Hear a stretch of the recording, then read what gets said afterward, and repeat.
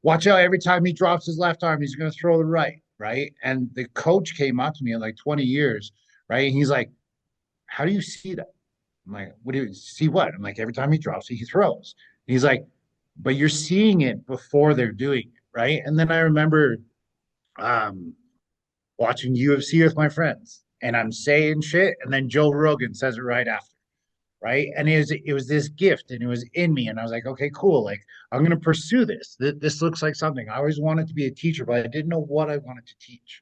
But I knew it had to be visual. I knew what type of learner I was, and I had to build the skills.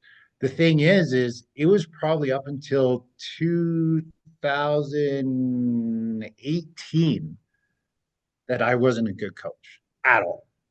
I was a good martial artist. And because I was a good martial artist, I was inspirational to other people. And I said, train as hard as I do, train what I trained, and you will have the ability to do what I can do. And then all of a sudden, they couldn't do it. They couldn't do it. People that had trained with me 10, 15 years wasn't able to do what I was doing. So everybody was like, well, it's because you're athletic. I'm like, no, I'm not athletic. You know how long it took me to build this body? Do you know how long and how many reps and how much failure and my addictions and my injuries and everything I had to get through to get to this point? And then it was after I went to Hong Kong for a month and after I trained with Chris Collins in his Hong Kong system, and we did BJJ every day, we did Wing Chun every day, and I came back, and it was actually Wing Chun Kung Fu that it changed my mindset, how I actually understood combat.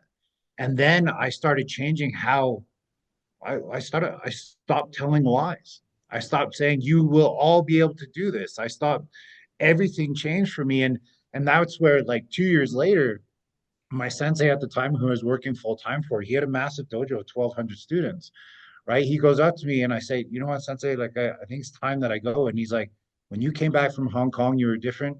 In a year, we knew that you were pretty much going to be gone. And we're just happy for you, but it had to be your decision. It was really cool to be backed by that, but it was, yes, for sure, it was BJJ that really changed me though, but it was Wing Chun that opened up my mindset to that, right? Because for me, like you have all this background and it's amazing and I love it. It's data based and neuroscience based and everything, which is great. For me, all I had was physical. All I had was my experiences. All I had was the wisdom from my experiences to be able to apply it. But I had to let go of my ego because my ego was getting in the way. My ego was consistently saying, like, no, you're good at martial arts. You're doing it right. You're a great coach. You're this, you're that. But I was just lying to myself the whole time. And it was Well, it was a that's what these industries are. They're a series of agreed upon lies. yes, Let's just all agree to go along with this and suspend our disbelief for the sake of suspending our disbelief because it's too painful for us to admit that, you know. it was. It was. You know, for me, it was going through a lot of training. Like, my background before was Krav Maga. I have a black belt in Krav Maga, but I don't. It's a reputable, whatever that means. It's a reputable Krav Maga organization, but I don't give it any value. When I went through the traditional firearms training, became certified as instructor. All the training I was going through, I'm like, well, this isn't. This is fake. This doesn't. This is fake. I'm a Yeah. magician at a magic show. Like I know all the science behind this, and I was a bouncer for a long time, and I had some training before that. Yeah. And I've dealt with a lot of stuff, and I'm like, this is fake, and I was like absolutely ostracized because I was calling it what it was. I'm like, this is bullshit. This is fake. And so that's why IDS was born, right? I broke off. I'm like, no, I'm going to apply all my background knowledge and experience and to have a more of a real verified evidence-based approach toward what we do. But also, Kevin knows that I don't mean to self-aggrandize, but we also do things at a very high level, right? Like at the highest, we do it at the highest level. And so we just refuse to go along, get along just so people feel good because we're not selling barbecue sauce. We're selling life and death stuff here. And so we don't Yes. feel it's morally or ethically appropriate to do anything else or to pretend like we don't know better. Do you know how many podcasts I've been on, Kevin, where they don't air my episode? Well, I'd And probably I'm say never, and I, 99%. oh yeah, I've been on, I'll bet I've been on 400 or 500 podcasts. Holy Uh, fuck. I've been on a bunch, oh, Wow. tons. And I'm like, the things I say, I'm like, listen, I'm just not going to pretend. I'm just going to say it the way it is. It's not that high, but there's a good percentage like we're not going to air this. We're not, because he is debunking everything we talk about every day. And that's Which is scary tough. too, because I know people that have popular podcasts who couldn't teach their way out of a paper bag, couldn't fight their way out of a paper bag, but they have a good podcast. They know how to be entertaining and hold people's attention on a podcast, and their podcasts are about training. It's I So just crazy. I can't even believe it. Like when I'm on these podcasts, and the theme of the podcast every week, every episode is about training, and I'm listening to them going, you don't know anything. Let me explain a few things to you, Yeah, you know? yeah, yeah. Oh man, it's So, it's it's a crazy world, but all right, hold on. Number 11. boom, Boom, we're here. boom, boom, Made it. boom. Ready? Shooters train in an unrealistic environment, and defenders train in a reality-based environment. Nice. That's a good The defenders are preparing to preserve life, and that's their motivation. That's it. IDS Lab Works, we don't have levels, we don't have belts, we don't have any of that. I'm like, you're going to be intrinsically motivated to come. The only reason you're going to come is because you want to be better and you want to explore. And I have no problem with belt systems or any of that or rankings or like I get it. I have no problem with that. Okay. I'm just saying like at IDS, like, no. yeah, If that's what you want, or I saw you on social media, so I'll not now, fuck you, dude. Like yeah, you don't want to train with Todd at IDS. You want to train with what you saw and what was portrayed on social media, yeah. right? That's not the reason to be here. You need to be here because you can't not be here. Yeah, well, and it's a tough one, right? I mean, so that was my original goal when I started my dojo, was I was like, you know what? No ranks. No ranks. We're gonna go, and it's just gonna be people who want to train, and it's gonna be, Yeah, in my opinion, what I call like the Chinese side or the Eastern martial arts side of, here's a Sifu, here's an instructor. There's no ranks, there's no nothing. It's just, if they're better than you, they're called your older brother. If they're worse than you, they're called their younger brother, right? And that's it, right? And I love that, brother, sister, whatever, right? And I was like, okay, that's cool. And then I like run the idea, around my sensei and different people who've been in the industry for many, many, many years and run successful organizations. They're like, Kevin, that's just not going to work. They're like, no, that won't. They're like, you need something, right? And I was like, okay. So I created belts. So I did the belt system. I was like, okay, cool. They need short-term goals. Well, the goals weren't short enough for them because for me to go white to blue belt is 2 years, yeah. right? It's And like the at nine, least, not like the 9 year old who has a second degree black belt and whatever. yeah. Well, I've been open for 6 years now, right? I have two junior black belts, and they can bend, and they are very, very much so in tune with their body, which is awesome. But you put them on the ground to enter my adult program, and hey, they're not so good, right? But it was then after belts, I had to do stripes because they needed even shorter term goals. And then after stripes, I had to Well, make how about modifications to this? add more stripes. What if we call them rewards? Because Rewards, that's like what they are. like like a The participation belt trophy. the belts and the stripes are actual rewards. It stimulates the reward system of their brain, so they're getting a dopamine hit by getting that reward through gamification. Right. And I'm not being critical. Right. I'm not being critical of that. I get it. There's still a net positive in that. I get it. Yeah. Um, but it is. It's a reward system, Is right? that why you still kept your levels, right? Just to give people something No, to but aspire the to? levels, the levels that we have aren't in our lab works. The levels that we have are in an instructor certification program. Yeah. And the reason we have the levels is because we want to have categories of what we're covering for each level. And the level of difficulty and expectation gets higher as we go. Yeah. And for those at home, just know like my business model is not a local business model. Yeah. My business model is international and is designed for also for online training. Okay. We do it a lot locally too, but we don't have tons of students because tons of students don't want to do without belts and rewards. So we only have the purest at heart here because we're a labs. We do research and development, and those are the types of personalities we need to really come up with the curriculum development that we do here. So it surprises people, right? Bruce Lee had what, 5 students, 6 students? Yeah. You know, and it's just different. It's just a different approach because it's a different business model. It's a different focus. That's all. But we refuse to stray away from the evidence.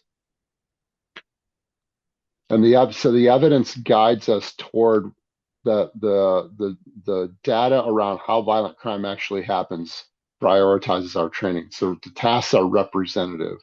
The data around force science, neuropsychology, cognitive psychology, human behavior, all of force sciences, the data is what drives what we do. That's the science part of it. Then there's the art part of it. Yeah. Right? It's like great music. Music is both an art and a science at the same time. Yeah. Oh, that pissed off a lot of people for sure.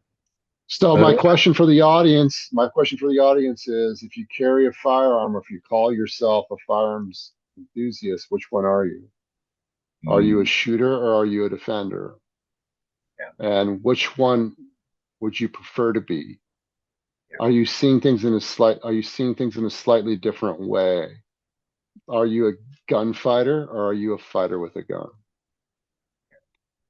Right? So that's an important distinction. It really is. And I mean, it's one that I try and talk about quite a bit. You know, I say, are you martial or are you art? Or do you understand that you can be both? But what do you prioritize? Right. And that's all it comes down to. All Todd and I want to do is we want to make sure that everybody just knows where they're at. And if we're just planting a seed to make you question and like Great way to put it. respectfully question your instructors, you're going to train with them because they're close to your house. You're going to train with them because you like the environment, you like the people. We don't want you to leave them, but we also don't want you to live this Mm. fallacy-based reality.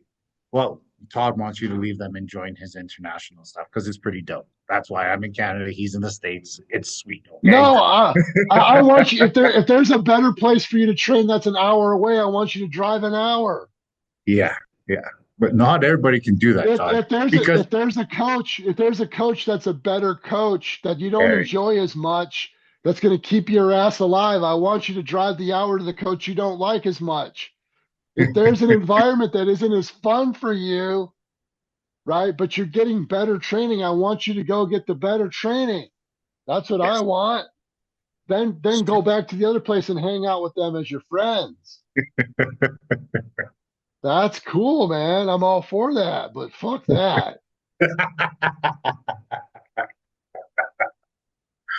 it's the truth though. But I mean, we're crazy, right? If you're at a place where it's all the above, then that's a unicorn place. it really is. It really is, right? And You know, that's why I will continue to travel down to the States. Kevin travels to China. What are you talking about? You can't go an extra 40 minutes and Kevin's going to China? I go all over the world to train. You can't go an extra 25 minutes down the road to the real place because you need to be the big dog in the small pond? Come on, bro. Oh, boom. Coaches are also inspirational. Listen, I love to be liked. I'm all about popularity. Oh yeah, it I really will tell you shows. exactly. I will tell you exactly what you want to hear. You would be deported out of Canada so fast. I'm surprised I wasn't, because I was Oh, just there, I was just there, oh and man. I Oh, was like, man, they are gonna take me. They're gonna throw me out of this country and never let me back in. wouldn't be a bad thing. No, just kidding. All right, brother. That was great. Thank you so much as usual. Yeah, Where do yeah, people man. find you? Yeah, thanks for asking. For those of you who are interested in becoming an instructor, you can check out our website. Thisidids.com. Even better to DM me on Facebook or Instagram. That's a better way to probably reach me. If you're interested in an online training program, IDSCitizenDefender.com. And we have a school community now. So school.com/IDS. Check us out there. That's super cool. We got some really cool interactive stuff going on there. And then social media all over the place, integrative defense strategies on social media, or you can check me out too, Todd Fossey on social media. And thanks for that, Kevin. I appreciate it. Course, yeah. Make sure to check out all the socials, guys, at Self Defense Goat or Self Defense with Kevin Goat on all the socials. I think we're like 3.85 million followers now on all of them.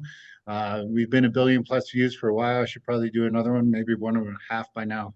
Who cares? I just care that we're making a difference, which is great. I'm tired of supporting other people that take all my money. So go check out my Shopify store. I guess I should be calling it my store at selfdefensegoat.ca.